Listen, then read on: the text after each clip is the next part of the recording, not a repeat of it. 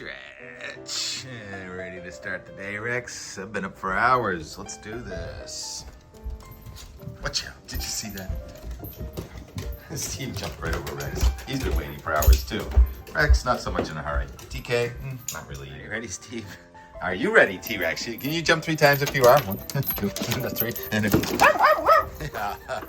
We have an inconsistent audio warning in effect because I'm not wearing my noise-canceling wireless. I'm using the fickle microphone of the iPhone camera application. 65 degrees here with alto cumulus and blue sky and the least amount of smoke we've had all week long. Very educational morning. I got up with the sun. You want to see me run outside on the deck and get a video right here of a tugboat going by. There are actually a couple of tugboats that went by, and then it was beautiful. Pink sky in the morning. Talk about that in a second. And a tanker went by and out this morning. So the things I'm learning about, first of all, I was interacting with Jim Cantori down the Weather Channel. That's in Georgia, and he's talking about the best wedge he's seen there since he started at the Weather Channel 39 years ago in August of 1986. What is a wedge, Jim?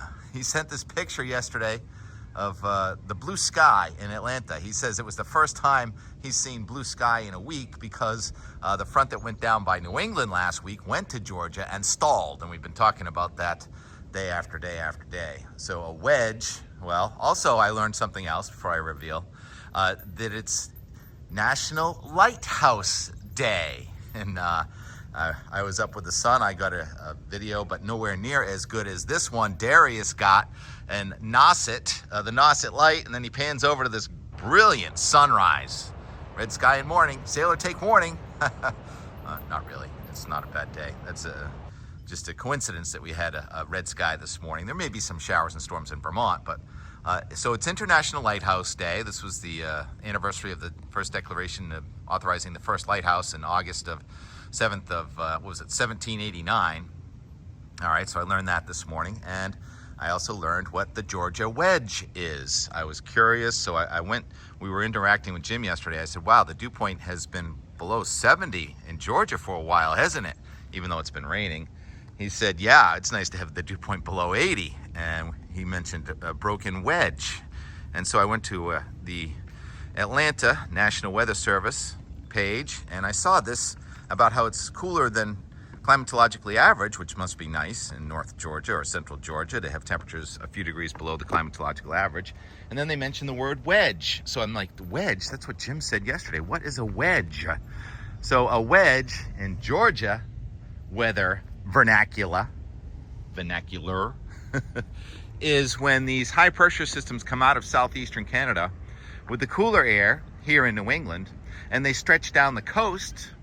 We talk about this a lot, how the cooler air is more dense than warmer air, and that more dense air stacks up against the Appalachians from the east and the northeast, and the warmer air from the west would go up over the Appalachians, over the top of the cooler air, resulting in comfortably less hot and less humid air on the east side of the Appalachians. And it's happening this morning from the entire length of the Appalachian mountain chain, from north of Mount Katahdin all the way south to, is it Pisgah? I can't remember the first mountain on the southern end of the Appalachian mountain chain, which is right down there on the Appalachian Trail near where Jim Cantori lives. So we're connecting it. That's what we do here. We connect the weather, connecting the lighthouses and the red sky in the morning and the really beautiful, fun sky waves we're having right now. And where are my animals? I think I see them, taking into account. Oh, we got people. It's Kill the Knotweed Day. It's also called Kill the Knotweed Day. I think we got some of that going on over here. Maybe. Oh no, we're gonna put netting over the soil day today. I guess that's what's going on. All right, sorry. I know that changed the audio. Okay, we're gonna have to let T-Rex up, and I'll show you the regional roundup this morning and talk about that cool air. So I was talking about Mount Katahdin, and Russ Murley, one of our other classmates, lives up there near Saddleback, and he says 47 degrees this morning. All right, Rex just got let go. The audio should calm down. 47 in central Maine, but then you go over to the Lake Champlain area and it's 66, and Burlington 68 in Middlebury, Vermont, and Boston 66. The dew point is still comfortable, but we're beginning to lose this cold air damming, and that warmer and more humid air in western and southwestern New England is going to advance only slowly into eastern and northern New England over the next 2 days. The analysis from this morning shows the 1030 high that's been so nice to us over the last few days, even though it did bring smoke. And that high is going to only slowly move out. There's a little red spot with some green there. That's a chance of a thunderstorm today in New England. Yesterday we had several slow-moving downpours. And Rick Worma in Sutton, New Hampshire, I didn't even realize that 2 days ago we actually had some severe weather near you. I didn't see that until you mentioned it, and I went back and looked at the reports of hail in Alstead, New Hampshire on Tuesday. I missed that. Wow. So that's indicative of the boundary or the gradient between this nice cool dry air that's moved in and the warm and humid air that we can't wait to come back. And there is going to be a more substantial heat wave. The most substantial heat wave of the season is coming in next week. We talked about that probably about 2 weeks ago, how on the backside of the cool, you'll probably rebound warm, and that's going to happen next week. But before we get there, look at some of the numbers from yesterday's showers and thunderstorms on Coco Raz. And you see, I can't remember the numbers. I flubbed the number yesterday, so I'm just going to say more than an inch of rain near Okemo, and close to an inch of rain in Cheshire, Massachusetts. So those were very slow-moving showers and thunderstorms, which actually held together. There was one on the radar this morning at dawn. Shall I show you the dawn national radar? More showers and storms in Iowa. We say that a lot lately. And the front that went offshore recently, last week, had a wave of energy with rain just off the south coast of New England last night and this morning. And there was one little shower there right in southern Vermont that was actually still thunder coming out, lightning coming out of that cloud around 4 or 5 a.m. So we're going to do that again with these rounds of showers and thunderstorms firing up on the boundary of the return of the warmer air on the backside of these highs. You always have to watch the backside of the highs, and we'll talk about the tropics in a minute, but here's the NAM QPF. Because the showers and storms are so small, they don't really show up, but if you show them in the QPF form, this is adding up all the rain potential from today.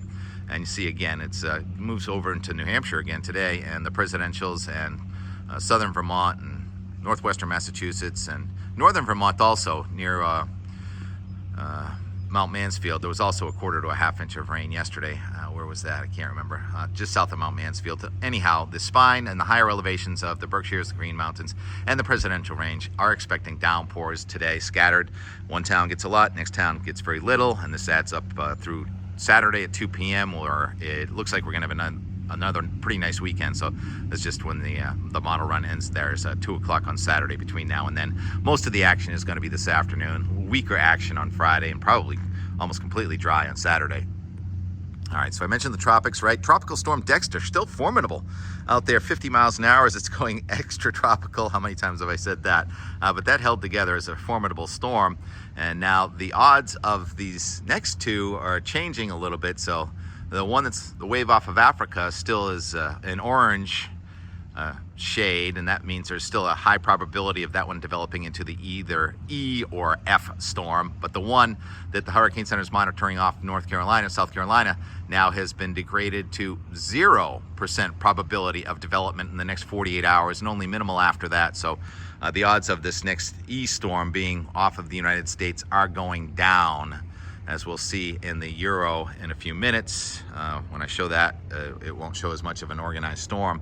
But before I show the Euro, I want to show the Euro 14-day forecast. We started using this more simple than the meteogram. We started using this a couple days ago because I wanted to show the wave, and the red shade shows the ensemble range of high temperatures, and then the red line with the red numbers are the operational output numbers. And this is not for Boston. This is for, by popular request, more representative for New England, farther from the coast, in the middle of the region. Manchester, New Hampshire shows a 5-day heat wave beginning on Sunday, maxing out around 95 or 96 degrees on Tuesday and Wednesday, and only slowly waning with a little bit of raining next Wednesday and Thursday, and would be ending next week. So the 5th heat wave for New England for the year 2025 is in the forecast, and fitting that it's a 5-day heat wave, which would be the longest of the year.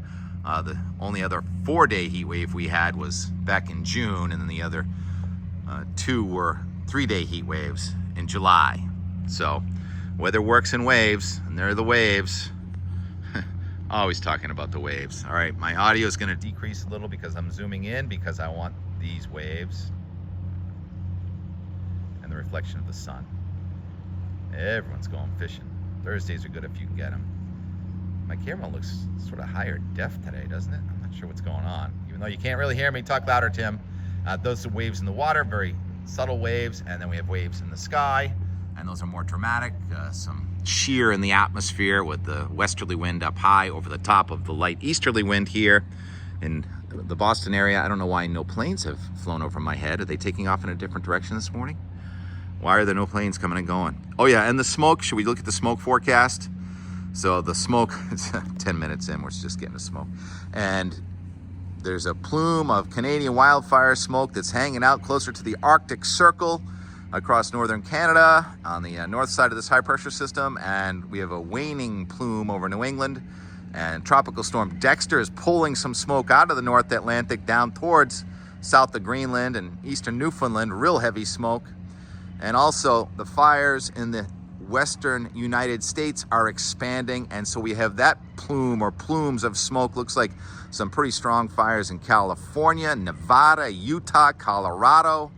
So we may lose the smoke from Canada, but may gain smoke now from the western United States, as the hot air that's been in the southwest is going to expand in our direction over the next 10 days.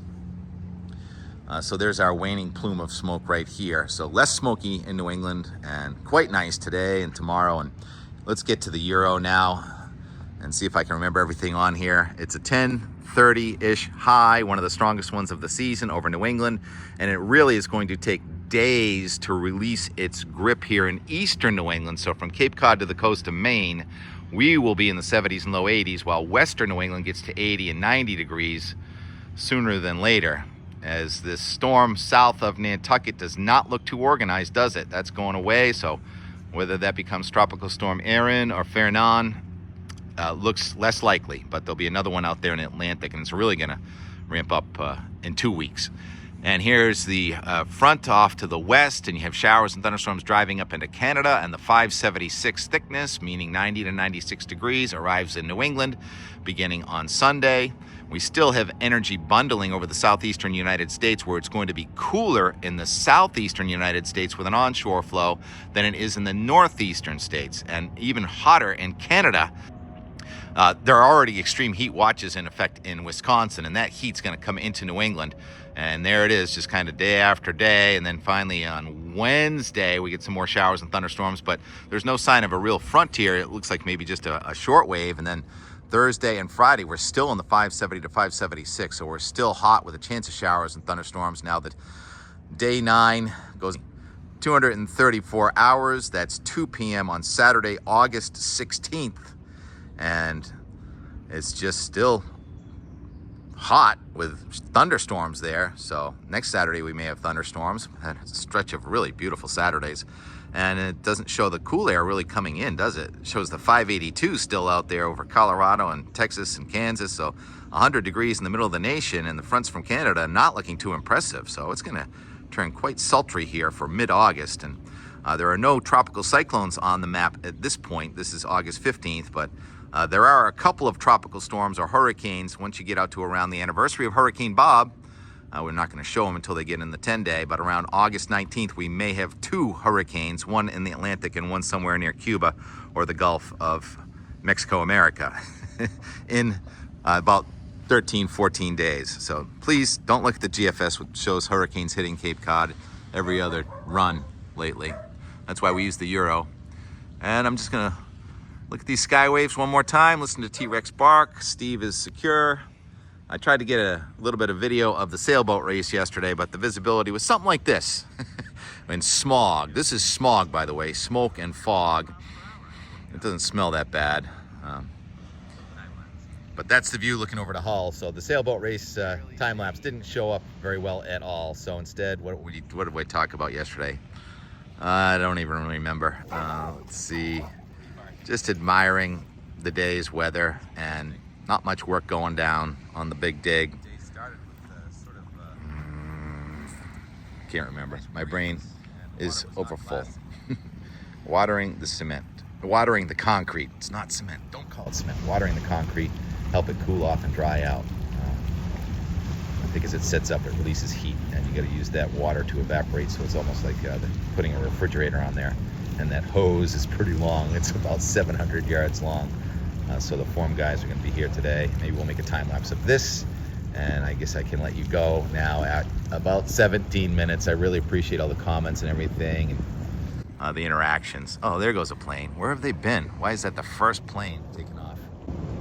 All right, so they are taking off toward the east. Thank you, Wedge. Happy National Lighthouse Day. And here's the and more from our Make the Call Wednesday. Or 9 a.m. Wednesday, we break for tankers, especially these fast movers. And I love the name. Great White. Confused with that Great White. Passing through the Gulf of Weymouth. The light breeze from the northeast. It's a tailwind.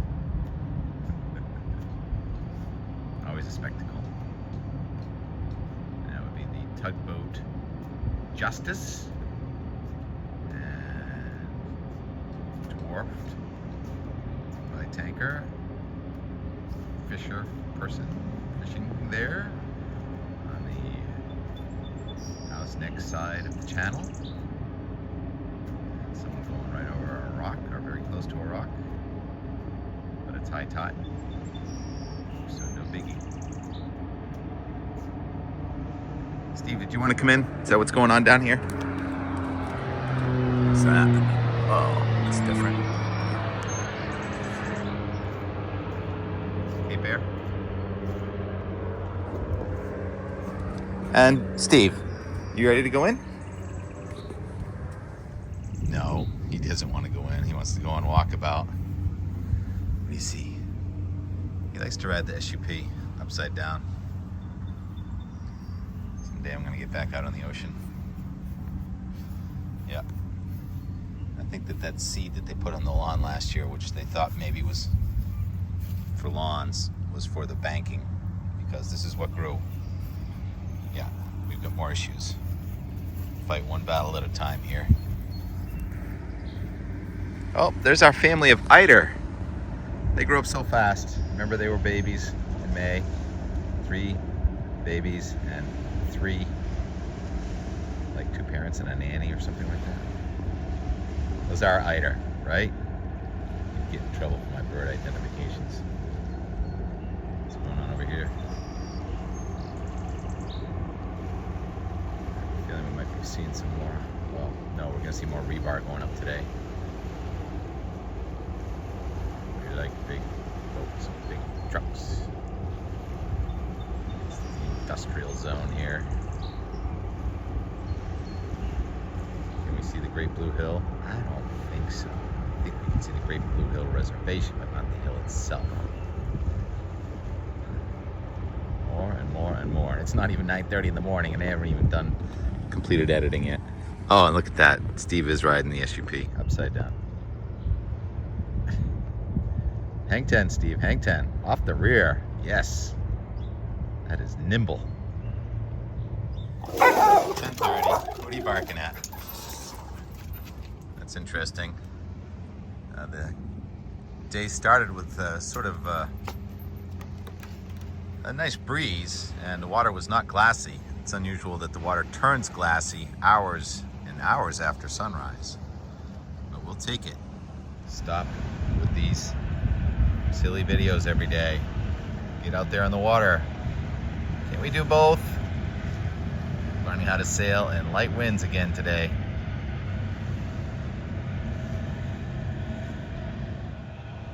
This part never gets old. The waves. Love the waves. tug either. I'm not sure what that wave is from. Something that went by earlier. That would be a jet plane ticking off at Logan that we hear. Sound waves. Ocean waves. Bumpers. Well, I don't care. I'm not one of those people who says, oh, your bumpers are out. Oh, wait, you just did, though. Look at that mighty mo. Mini mighty mo. And more. And more. And more. It's 2:40 p.m. I think we have an incident. What? He just stopped. Is he harassing you? Who started it? All right. They went back to their corners. Looks like it's gonna snow. Doesn't it? Yeah, Tim, right. And that's a UFO too. Rex, what are you huffing and puffing about?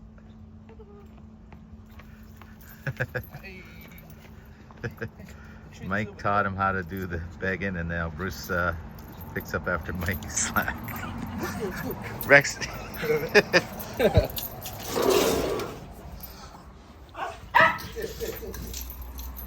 Okay. Thank you. You want me to do it? Okay. Love you. Thank you, Bruce. All right. T-Rex waits all day for the mail. Okay. Appreciate it. Looks like it's gonna snow, doesn't it? No, stop talking about winter. Live at 5. Hey, Kate, I'm back up on ladders again. This one's only about 15 feet. This really does look like an overrunning snow event right now, doesn't it? There's the sun, there's some smoke, but it's a lot thinner because Boston's much more visible. But the northern edge of a wave of low pressure on our front from last Thursday, Friday is going south of us, and there's some virga very close to Long Island and to Connecticut. That would be precipitation coming out of the clouds and evaporating. But in Vermont, we have some downpours. Same thing near you, Rick. Are you getting a downpour today? In Sutton, New Hampshire, and there was a report of some flash flooding in New York. Did we already talk about all that? Yeah. Weather is fun. If this were winter, the synoptic setup would have been just warm enough that it would have been rain instead of snow in southern New England. Lots of different events going on right here. And Steve is out because he comes out every day at 5 o'clock. Steve, can you look at the camera? Thank you. No. And the plane's still taking off toward the east. And the view. Remember when I did the weather sitting in that chair and that flagpole was over there before the big dig? Yeah. Gotta have clean windows. Got some kayakers down there. Hello down there. Hey Steve, can you see me? But I gotta say, if you have to wash windows in the middle of the summer, a 69, 70 degree afternoon is a pleasant time to do it. Do you concur? Steve? Yes, I concur. All right, Twilight Series sailboat racers, please report to the Hingham Bay, Gulf of Weymouth starting point. You racing? Looks like you're barely moving. And I believe we may have a black seal sighting. Is that right? Right there? Again.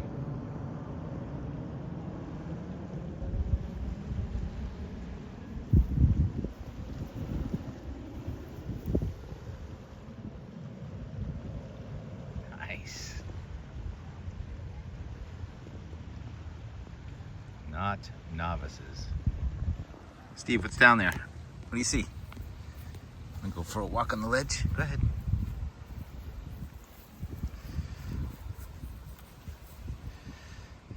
Yeah.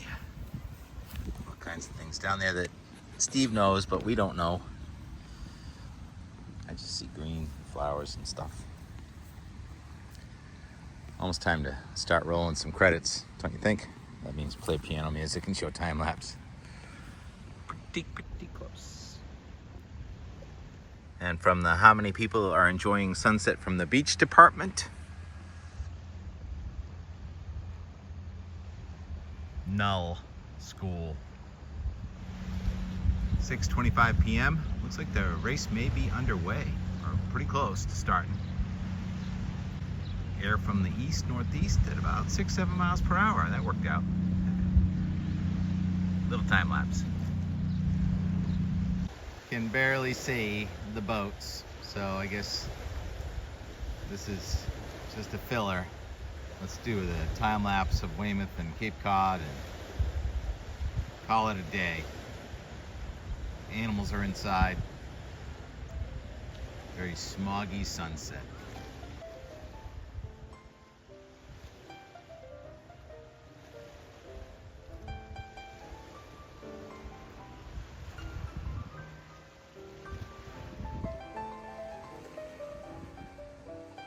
Feels and looks like the smoke is almost mixing back down again. I'll just play this out right here.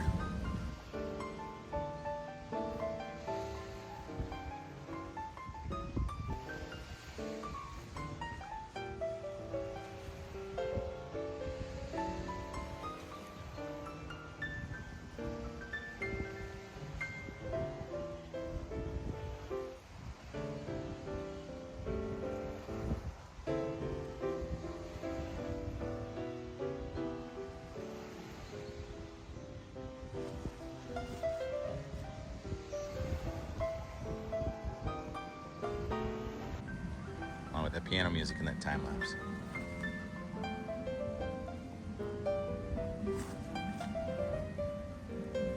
Thanks for watching. Talk to you tomorrow.